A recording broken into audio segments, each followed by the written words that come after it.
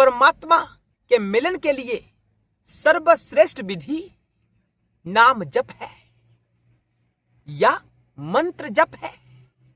अन्य विधियां भी इंपॉर्टेंट है, लेकिन जो सरल है वो नाम जप और मंत्र जप है। नाम जप से और मंत्र जप से क्या महापुरुषों के दर्शन होते हैं? क्या परमात्मा शंकर के दर्शन होते हैं? राम जी के दर्शन होते हैं? इसके पीछे क्या साइंस काम करती है, वही इस वीडियो में हम तात्विक रूप से आपको समझाएंगे। दर्शकों, यह स्पेशल वीडियो आपको प्राप्त हुआ है, इसे यूं ही मत खोना, अंत तक देखना। दर्शकों, स्पंदन इस सृष्टि का आधार है। शिव और शक्ति का मिलन इस सृष्टि का आधार है। शिव और शक्ति का मिलन सृष्टि के उद्देश्य से ना हुआ होता तो इस सृष्टि का कोई अस्तित्व आज ना होता। यूं कहें कि स्पंदन ही सब कुछ है। दर्शकों, परमात्मा की चेतन शक्ति अनेकों चेतनाओं के रूप में विभक्त होती है। जो महापुरुष होते हैं ना, सज्जन लोग होते हैं, साधु पुरुष होते हैं, सन्यासी लोग होते हैं, उनकी चेतना और आपकी चेतना और परमात्मा शिव की चेतना वास्तव में एक ही बात है। परम चैतन्य जो शंकर है, जो शिव है, उन्हीं की अनेकों चेतनाएं हम सब हैं। यानी शंकर जी ने अपनी चेतन शक्ति के माध्यम से अनेकों रूपों में स्वयं को विभक्त किया हुआ है।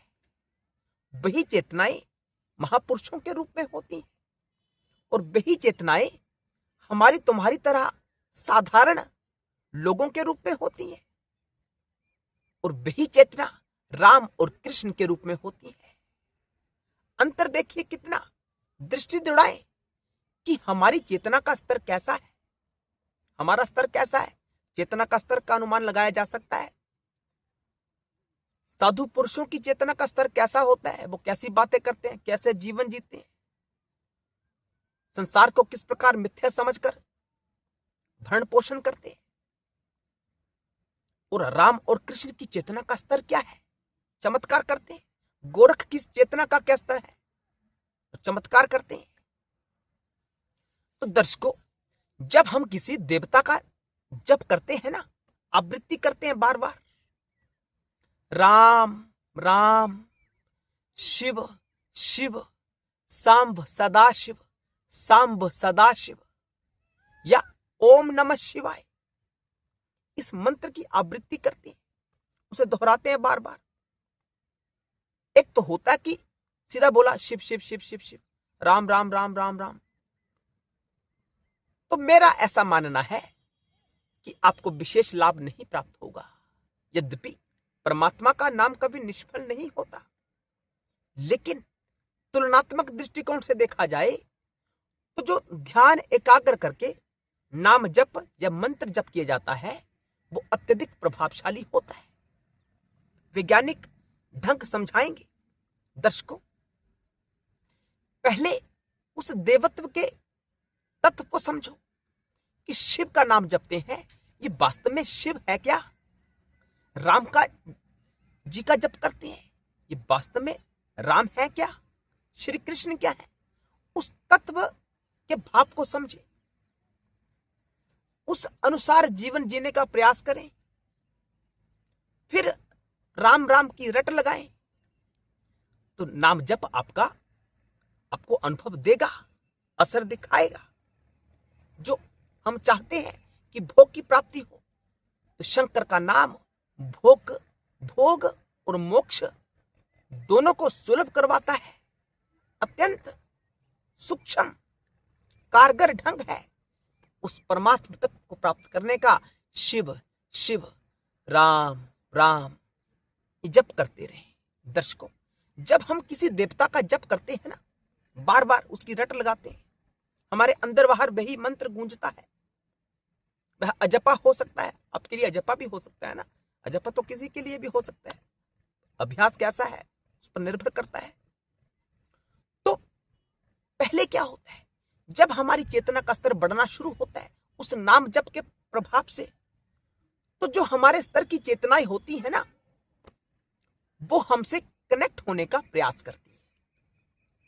जैसे आपका स्तर मान लीजिए ऊपर उठ चुका है, आप संत के स्तर को प्राप्त कर चुके हैं, तो वह संत भी आपसे कनेक्ट होने का खेल करेगा। खेल कहें या वास्तविकता कहें, ये आपके ऊपर निर्भर करता है। वो कनेक्ट हमसे होना चाहती है, वो चेतनाएं। हो सकता है उन साधु पुरुषों को भी ज्ञान ना हो कि हमारी चेतना कनेक्ट होना चाह रही है, लेकिन मिलान हो जाता है। कहीं भी हम कहीं चल रहे होते हैं, हमें किसी दिव्य साधु पुरुष के दर्शन हो जाते हैं। आप शंकर के भक्त हैं, आपको अचानक कोई रुद्र स्वरूप, रुद्राक्षधारी, त्रिपुंड्रधारी, आपको संत के दर्शन हो सकते हैं। तो संत को भी हो सकता है पता ना हो कि आपका दर्शन होगा या आप उन्हें मिलोगे, लेकिन चेतना का खेल होता है। हम कई बार कहते हैं ना कि मैंने उसे याद किया और वो संदेश उस तक पहुंच गया, उसे वहां जानकारी मिल गई कि मैंने उसे याद किया। ये कैसे होता है? चेतना का ही खेल होता है। चेतना कनेक्शन जोड़ती है। हमारे समाज में, हमारे घर में, हमारे आसपास कौन रहता है, जैसी हमारी चेतना रही होगी वैसा प्रकृति ने हमें समाज दे दिया। आपका जन्म अंग्रेजों के बीच नहीं हुआ, क्या अर्थ है? क्योंकि आपकी चेतना वैसी नहीं है। आपकी चेतना का अलग स्तर है, अंग्रेजों की चेतना का अलग स्तर है। तो पहले महापुरुषों के दर्शन होते हैं, ये विज्ञान है। पहले हमारी चेतना उस काबिल होनी चाहिए कि महापुरुषों के दर्शन हो जाए। इसीलिए कहा जाता है कि संत पुरुषों के दर्शन को सामान्य नहीं होते, हर किसी को प्राप्त नहीं होते। आपका वह स्तर होता है। साधु के पास साधु ही पहुंचता है, शराबी के पास शराबी ही पहुंचता है।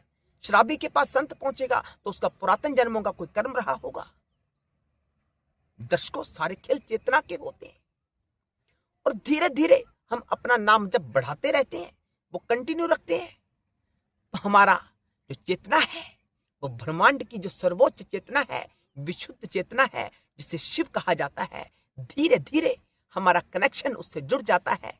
हम उस तत्व के साथ एकीकार हो जाते हैं। स्तर कैसा है, रिजल्ट वैसा है। शिव विशुद्ध चेतना है, वहां मल का कोई स्थान नहीं है। वह अनादि तत्व है, तो माया से कभी आच्छादित नहीं होता।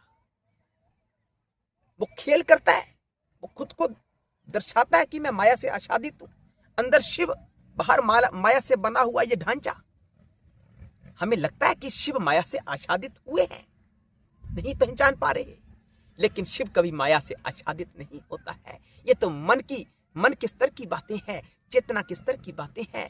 अहंकार के कारण हमें लगता है कि शिव आच्छादित हो गया है, वह कभी आच्छादित नहीं होता। वह निर्लिप्त है, कभी लिप्त नहीं होता माया से। तो दर्शकों, नाम जप को बढ़ाएं, आपको अत्यंत लाभ होगा।